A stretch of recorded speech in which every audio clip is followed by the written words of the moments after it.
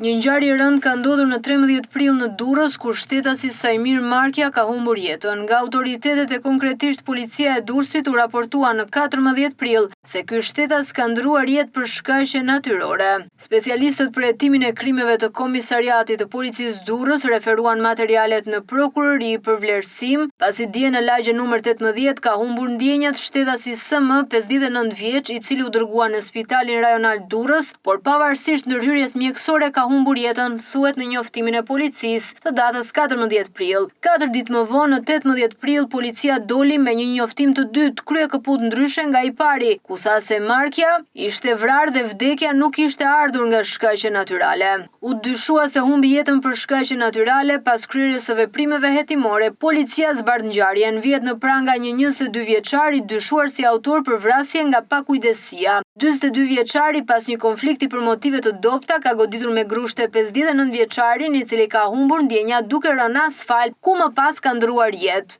Fillimisht u raportua se ky shtetas ka humbur jetën për shkaqe natyrale, por pas dyshimeve të krijuara dhe nga tërësia e veprimeve hetimore të kryera në drejtimin e prokurorisë, rezultoi se ky shtetas nuk ka humbur jetën si pasojë e arrestit kardiak. Në vijim të veprimeve, shtetasi GK, 42 vjeç, banues në lagje numër 18 në Durrës, u ndalua për veprën penale vrasja nga pakujdesia, thuhet në njoftimin e policisë të datës 18 prill. Por çfarë fshihet pas dy njoftimeve kontradiktore të policisë? Fillimisht, familjarët e viktimës Sajmir Markja janë njoftuar se ka pësuar infarkt. Markja është dërguar në spital nga disa banorë të lagjes numër 18 në Durrës, ku më pas ka humbur jetën. Viktima është varrosur në 14 prill dhe më pas është zbuluar se çfarë ka ndodhur në të vërtetë dhe cila ka qenë arsyeja e vdekjes së tij, fakt që e konfirmon edhe njoftimi i vonuar i policisë së Durrësit. Ngjarja vijon si më poshtë. Familjarët pasi morën njoftimin fillestar kanë shkuar në spital, ku kanë konstatuar se i afërmi i tyre kishte ndruar jetë. Pas kësaj zhvilloi ceremonia mortore në 14 prill, por më pas ngjallen dyshime dhe dyshimet vijnë nga vetë familjarët, të cilët pas varrosjes kanë marrë një informacion nga një i ri që kishte qenë i pranishëm në momentin që kishte ndodhur ngjarja dhe për këtë ju është drejtuar familjarëve të Sajmir Markjas që të kthyrnin kamerat për të zbuluar të vërtetën e ngjarjes. Në momentin që familjarët kanë marrë kamerat, kanë konstatuar se Markja nuk ishte ndruar jetë nga një infarkt, por ishte goditur.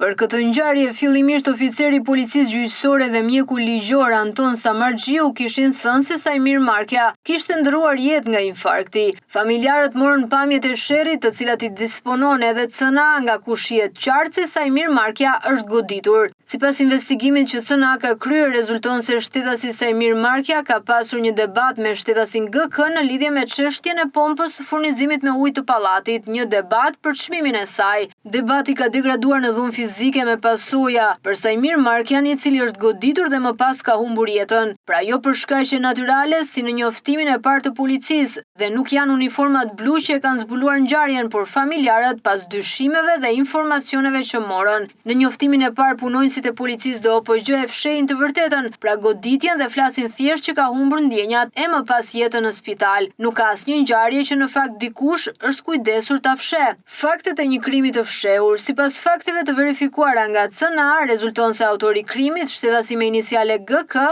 është një person me precedent penal, i cili me një vendim gjykate duhet të ndodhej në arrest shtëpie, pasi goditjen e ka bërë pasi ka thyer arrestin e shtëpisë, fakt që policia nuk e ka evidentuar në njoftimin e saj për mediat. Të dhënat e siguruara nga policia e shtetit tregojnë se autori i ngjarjes, edhe pse ka qenë në arrest shtëpie, ka dalë për të debatuar për çështjen e pompës dhe ka goditur komshiun e tij, goditje e cila rezultoi fatale për Markjan. CNA ka mundur të sigurojë informacione se vëllai i autorit ka shkuar edhe në varrimin e komshiut të tij, pasi autori i krimit dhe viktima Sajmir Markja kanë qenë komshinj. Deri në momentin e varrimit asgjë nuk dihej për goditjen, gjithçka është zbuluar pas kthyrjes së kamerave. Kush e fsheu krimin? Uniformat blu, oficeri i policisë gjyqësore dhe mjeku ligjor Anton Samargjiu kanë mbuluar këtë ngjarje kriminale dhe vetëm pas interesimit të familjarëve e vërteta ka dalë në dritë. Për mjekun ligjor Anton Samargjiu ka patur edhe një denoncim në emisionin investigativ Fix Fare në 28 mars të 2023-shit.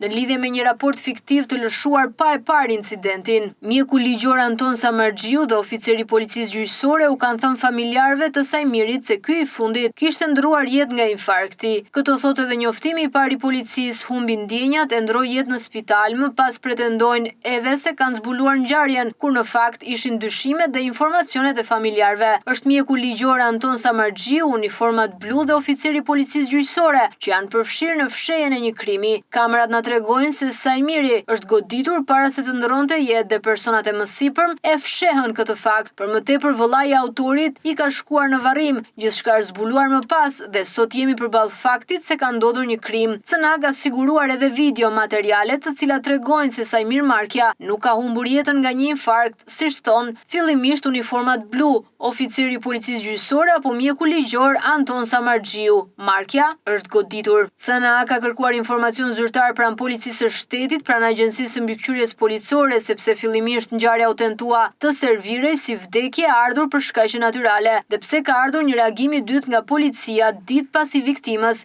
ishte kryer edhe ceremonia mortore. CNA ka mundur të zbardhë një ngjarje të rëndë që tregon se një krim fillimisht është mbuluar dhe është kryer nga një autor i cili ka qenë arrest shtëpie, dhe për më tepër familjarëve të viktimës i kanë shkuar në varrim familjarët e vrasësit. Uniformat blu, OPG dhe mjeku ligjor janë përfshirë në mbulimin për disa ditë të kësaj ngjarjeje të rëndë që po kërkohet të mbahet sa më e fshehtë dhe të mbyllet në heshtje.